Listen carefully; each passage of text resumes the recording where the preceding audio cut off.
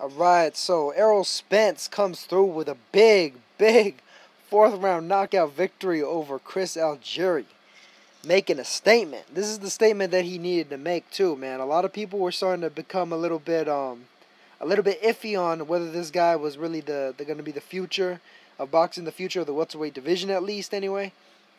But I mean, he went out there and he did the damn thing. I mean, nobody did that to Algieri.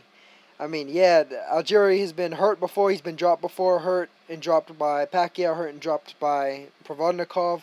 Momentarily stunned at least a bit by Amir Khan. But Errol Spence, at the very least, showed that his power is for real. His power is to be reckoned with. And in spite of the fact that he took a few good shots himself, Algieri actually landed a pretty good amount of his right hands, in particular on Errol Spence Jr. Spence was able to take him like a champ. He has a pretty solid chin, it seems, and I mean he just gave and take. I mean Errol Spence isn't the slick type of boxer. He's a lot more of a guy that believes in his power. He's a lot more of a mid-range to inside fighter, a guy that likes to rough you up and bully and just punish you to the body, punish you to the head, and do like just a lot of damage. A guy that's looking to land power punches consistently and constantly. So, I mean, that's pretty much what he did against Chris Algieri. It's going to be tough to see who he winds up fighting at 147 to see if anybody can really take this kind of power. I mean, he has legitimate power. You know, all those rumors about him knocking out Adrian Broner and sparring and stuff, like it's starting to look like that was pretty valid stuff just by virtue of what he's doing in the ring, what he just did in the ring to a guy who in the past has shown the grit to get up against big-time punchers, and pull through and at least kind of gut it out. I mean, yeah, it looked like he was probably going to keep getting up if the ref would have let him, if the ref hadn't stopped it.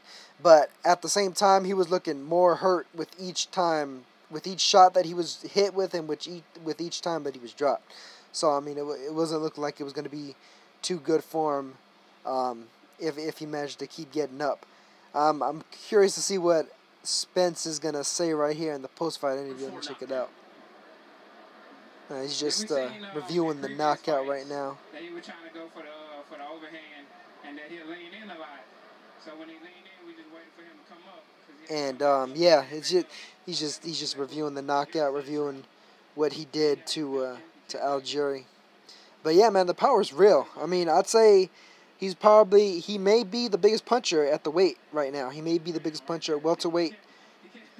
He's a guy that, even though he doesn't have the nicest defense, even though he can be hit, he looks like he has a good chin.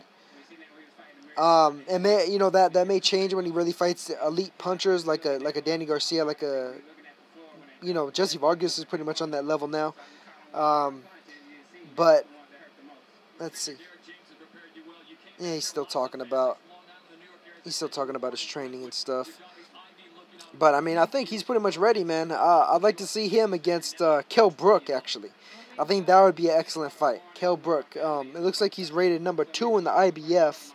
Let's see, he's rated number 7 in the WBA, number 6 in the WBC. Jesse Vargas isn't as likely. Vargas, most likely, I imagine, would probably be fighting not Pacquiao, but Bradley next. I mean, I wouldn't mind Pacquiao either, but let's see, Spence. What's he going to say? He's going to call anybody out? No, it looks like that's pretty much it. He's just saying he's going to take a couple weeks and then get back to it. But, I mean, that's good. Good mentality for him to have, just kind of working his way to the big leagues, to the big dogs. And, yeah, man, Kell Brook, the winner of Keith Thurman versus Sean Porter, I think would be an excellent way to step him up.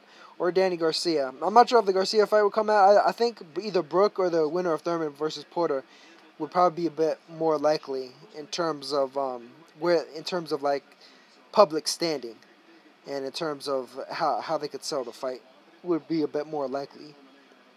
But yeah, man, it's looking like he's looking like a problem. I would really like to see him against Kell Brook, because I mean, truthfully, Kell Brook probably has the most meaningful win of all those guys when it comes to the fact that he beat Sean Porter, and he beat him clearly.